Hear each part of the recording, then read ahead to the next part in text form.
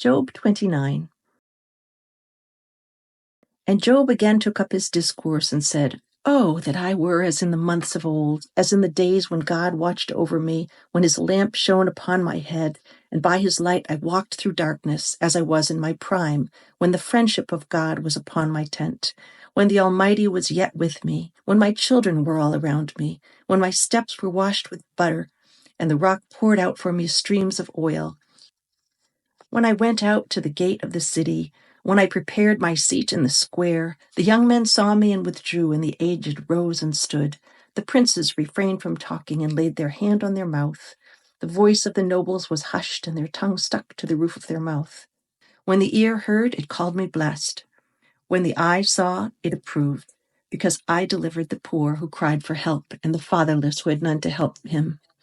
The blessing of him who was about to perish came upon me, and I caused the widow's heart to sing for joy. I put on righteousness, and it clothed me. My justice was like a robe and a turban. I was eyes to the blind and feet to the lame. I was a father to the needy, and I searched out the cause of him whom I did not know. I broke the fangs of the unrighteous and made him drop his prey from his teeth. Then I thought, I shall die in my nest, and I shall multiply my days as the sand. My roots spread out to the waters with the dew all night on my branches, my glory fresh with me, and my bow ever new in my hand. Men listened to me and waited and kept silence for my counsel. After I spoke, they did not speak again. My word dropped upon them. They waited for me as for the rain, and they opened their mouths as for the spring rain. I smiled on them when they had no confidence, and the light of my face they did not cast down. I chose their way and sat as chief, and I lived like a king among his troops, like one who comforts mourners.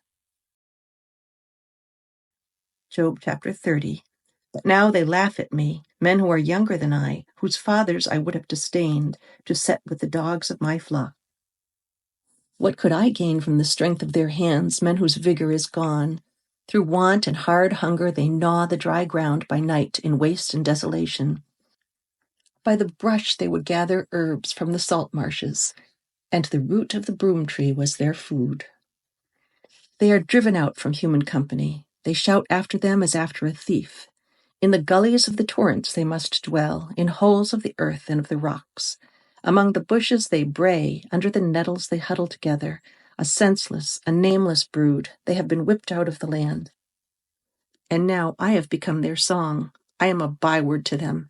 They abhor me. They keep aloof from me. They do not hesitate to spit at the sight of me. Because God has loosed my cord and humbled me, they have cast off restraint in my presence. On my right hand the rabble rise. They push away my feet. They cast up against me their ways of destruction. They break up my path. They promote the calamity. They need no one to help them. As through a wide breach they come, amid the crash they roll on. Terrors are turned upon me. My honor is pursued as by the wind, and my prosperity has passed away like a cloud. And now my soul is poured out within me. Days of affliction have taken hold of me. The night racks my bones, and the pain that gnaws me takes no rest. With great force, my garment is disfigured. It binds about me like the collar of my tunic. God has cast me into the mire, and I have become like dust and ashes. I cry to you for help, and you do not answer me. I stand, and you only look at me. You have turned cruel to me. With the might of your hand, you persecute me. You lift me up on the wind, you make me ride on it, and you toss me about in the roar of the storm. For I know that you will bring me to death, and to the house appointed for all living. Yet does not one in a heap of ruins stretch out his hand, and in his disaster cry for help? Did not I weep for him whose day was hard? Was my soul not grieved for the needy? But when I hoped for good, evil came. When I waited for light, darkness came. My inward parts are in turmoil and never still. Days of affliction come to meet me. I go about darkened, but not by the sun. I stand up in the assembly and cry for help. I'm a brother of jackals and a companion of ostriches. My skin turns black and falls from me, and my bones burn with heat. My lyre is turned to mourning, and my pipe to the voice of those who weep. Chapter 31. I have made a covenant with my eyes. How then could I gaze at a virgin? What would be my portion from God above and my heritage from the Almighty on high? Is not calamity for the unrighteous and disaster for the workers of iniquity? Does not he see my ways and number all my steps? If I have walked with falsehood and my foot has hastened to deceit, let me be weighed in a just balance and let God know my integrity. If my step has turned aside from the way and my heart has gone after my eyes, any spot has stuck to my hands, then let me sow and another eat, and let what grows for me be rooted out. If my heart has been enticed toward a woman and I have lain in wait at my neighbor's door, then let my wife grind for another and let others bow down on her. For that would be a heinous crime. That would be an iniquity to be punished by the judges. For that would be a fire that consumes as far as Abaddon. And it would burn to the root of all my increase. If I have rejected the cause of my manservant or my maidservant when they brought a complaint against me, what then shall I do when God rises up? When he makes inquiry, what shall I answer him? For God created both me and my servants. He created us both in the womb. Have I refused to help the poor or crushed the hopes of the widows? Have I been stingy with my food and refused to share it with orphans? No. From childhood I have cared for orphans like a father, and all my life I have cared for widows. Whenever I saw the homeless without clothes or the needy with nothing to wear, did they not praise me for providing wool clothing to keep them warm? If I raised my hand against an orphan, knowing the judges would take my side, then let my shoulder be wrenched out of place. Let my arm be torn from its socket. That would be better than facing God's judgment. For if the majesty of God opposes me, what hope is there? Have I put my trust in money or felt secure because of my gold? Have I gloated about my wealth and all that I own? Have I looked at the sun shining in the skies or the moon walking down its silver pathway and been secretly enticed in my heart to throw kisses at them and worship? If so, I should be punished by the judges, for it would mean that I had denied the God of heaven. Have I ever rejoiced when disaster struck my enemies, or become excited when harm came their way? No, I have never sinned by cursing anyone or by asking for revenge. My servants have never said, "He let others go hungry." I have never turned away a stranger, but have opened my doors to everyone. Have I tried to hide my sins like other people do, concealing my guilt in my heart? Have I feared the crowd or the contempt of the masses so that I kept quiet and stayed indoors? If only someone would listen to me. Look, I will sign my name to my defense. Let the Almighty answer me. Let my accuser write out the charges against me. I would face the accusation proudly. I would wear it like a crown, for I would tell him exactly what I have done. I would come before him like a prince. If my land accuses me, and all its furrows cry out together, or if I have stolen its crops and murdered its owners, then let thistles grow on that land instead of wheat, and weeds instead of barley. Job's words are ended. Chapter 32. Job's 3 friends refused to reply further to him because he kept insisting on his innocence. Then Elihu the son of Barachel the Buzite of the clan of Ram became angry. He was angry because Job refused to admit that he had sinned and that God was right in punishing him. He was also angry with Job's 3 friends, for they made God appear to be wrong by their inability to answer Job's arguments. Elihu had waited for the others to speak to Job because they were older than he. But when he saw that they had no further reply, he spoke out angrily.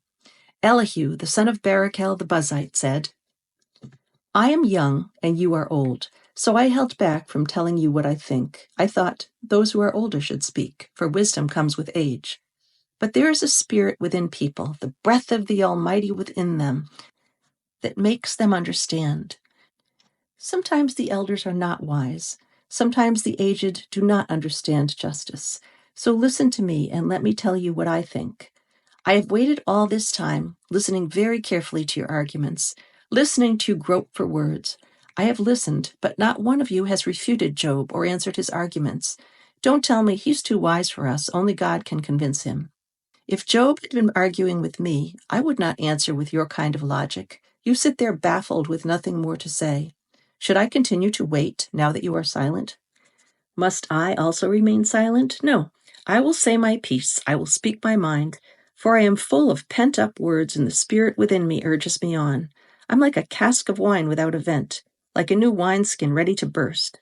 I must speak to find relief, so let me give my answers. I won't play favorites or try to flatter anyone, for if I tried flattery, my Creator would soon destroy me. Chapter 33. Listen to my words, Job. Pay attention to what I have to say. Now that I have begun to speak, let me continue. I speak with all sincerity. I speak the truth. For the Spirit of God has made me, and the breath of the Almighty gives me life. Answer me if you can. Make your case and take your stand. Look, you and I both belong to God. I too was formed from clay. So you don't need to be afraid of me. I won't come down hard on you. You have spoken in my hearing, and I have heard your very words. You said, I am pure, I am without sin, I am innocent, I have no guilt. God is picking a quarrel with me, and he considers me his enemy. He puts my feet in the stocks and watches my every move. But you're wrong, and I'll show you why, for God is greater than any human being. So why are you bringing a charge against him? Why say he does not respond to people's complaints? God speaks again and again, though people do not recognize it. He speaks in dreams, in visions of the night, when deep sleep falls on people as they lie in their beds. He whispers in their ears and terrifies them with warnings. He makes them turn from doing wrong. He keeps them from pride. He protects them from the grave, from crossing over the river of death. Or God disciplines people with pain on their sickbeds and ceaseless achings in their bones. They lose their appetite for even the most delicious food. Their flesh wastes away, and their bones stick out. They are at death's door. The angels of death wait for them. But if an angel from heaven appears, a special messenger to intercede for a person and declare that he is upright, he will be gracious and say, rescue him from the grave, for I have found a ransom for his life. Then his body will become as healthy as a child's, firm and youthful again. When he prays to God, he will be accepted, and God will receive him with joy and restore him to good standing. He will declare to his friends, I sinned and twisted the truth, but it was not worth it. God rescued me from the grave, and now my life is filled with light. Yes, God does these things again and again for people. He rescues them from the grave so that they might enjoy the light of life. Mark this well, Job. Listen to me, for I have more to say. But if you have anything to say, go ahead. Speak, for I am anxious to see you justified. But if not, then listen to me. Keep silent, and I will teach you wisdom. Chapter 34. Then Elihu said, listen to me, you wise men. Pay attention, you who have knowledge. Job said, the ear tests the word it hears, just as the mouth distinguishes between foods. So let us discern for ourselves what is right. Let us learn together what is good. For Job also said, I am innocent, but God has taken away my rights. I am innocent, but they call me a liar. My suffering is incurable, though I have not sinned. Tell me, has there ever been a man like Job with his thirst for irreverent talk? He chooses evil people as companions. He spends his time with wicked men. He has even said, why waste time trying to please God? Listen to me, you who have understanding. Everyone knows that God doesn't sin. The Almighty can do no wrong. He repays people according to their deeds. He treats people as they deserve. Truly, God will not do wrong. The Almighty will not twist justice. Did someone else put the world in his care? Who set the whole world in place? If God were to take back his spirit and withdraw his breath, all life would cease and humanity would turn again to dust. Now listen to me if you are wise. Pay attention to what I say. Could God govern if he hated justice? Are you going to condemn the Almighty Judge? For he says to kings, you are wicked, and to nobles, you are unjust. He doesn't care how great a person may be, and he pays no more attention to the rich than to the poor. He made them all. In a moment they die. In the middle of the night they pass away. The mighty are removed without human hand. For God watches how people live. He sees everything they do. No darkness is thick enough to hide the wicked from his eyes. We don't set the time when we will come before God in judgment. He brings the mighty to ruin without asking anyone, and he sets up others in their place. He knows what they do, and in the night he overturns and destroys them. He strikes them down because they are wicked, doing it openly for all to see. For they turned away from following him. They have no respect for any of his ways. They cause the poor to cry out, catching God's attention. He hears the cries of the needy.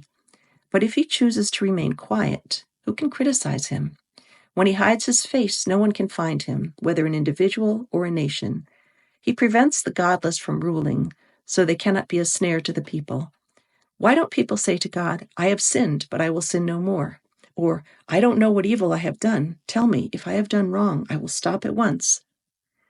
Must God tailor his justice to your demands? But you've rejected him. The choice is yours, not mine. Go ahead, share your wisdom with us. After all, bright people will tell me, and wise people will hear me say, Job speaks out of ignorance. His words lack insight.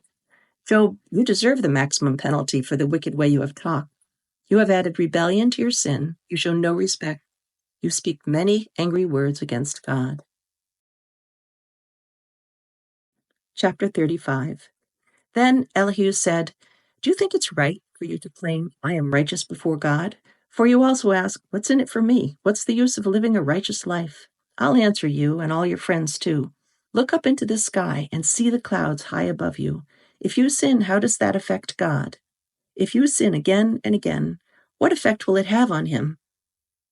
If you are good, is this some great gift to him? What could you possibly give him? No, your sins affect only people like yourself, and your good deeds also affect only humans. People cry out when they are oppressed. They groan beneath the power of the mighty, yet they don't ask, Where's God my Creator, the one who gives songs in the night? Where is the one who makes us smarter than the animals and wiser than the birds of the sky? When they cry out, God does not answer because of their pride. But it's wrong to say God doesn't listen, to say the Almighty isn't concerned. You say you can't see him, but he will answer justice if you will only wait. You say he does not respond to sinners with anger and is not greatly concerned about wickedness. But you are talking nonsense, Job. You have spoken like a fool. Chapter 36. Elihu continued speaking. Let me go on, and I will show you the truth, for I have not finished defending God. I will present profound arguments for the righteousness of my Creator. I am telling you nothing but the truth, for I am a man of great knowledge. God is mighty, but he does not despise anyone. He's mighty in both power and understanding. He does not let the wicked live, but gives justice to the afflicted. He never takes his eyes off the innocent, but he sets them on thrones with kings and exalts them forever. If they are bound in chains and caught up in a web of trouble, he shows them the reason. He shows them their sins of pride. He gets their attention and commands that they turn from evil. If they listen and obey God, they will be blessed with prosperity throughout their lives. All their years will be pleasant, but if they refuse to listen to him, they will cross over the river of death, dying from lack of understanding. For the godless are full of resentment, and even when he punishes them, they refuse to cry out to him for help. They die when they are young, after wasting their lives in immoral living, but by means of their suffering, he rescues those who suffer, and he gets their attention through adversity. God is leading you away from danger, Job, to a place free from distress. He is setting your table with the best food, but you are obsessed with whether the godless will be judged. Don't worry, judgment and justice will be upheld, but watch out or you may be seduced by your wealth. Don't let yourself be bribed into sin. Could all your wealth or all your mighty efforts keep you from distress? Do not long for the cover of night, for that is when people will be destroyed. Be on guard, turn back from evil, for God sent this suffering to keep you from a life of evil. Look, God is all-powerful. Who is a teacher like him? No one can tell him what to do or say to him, You have done wrong. Instead, glorify his mighty works, singing songs of praise. Everyone has seen these things, though only from a distance. Look, God is greater than we can understand. His years cannot be counted. He draws up the water vapor, then distills it into rain. The rain pours down from the clouds, and everyone benefits.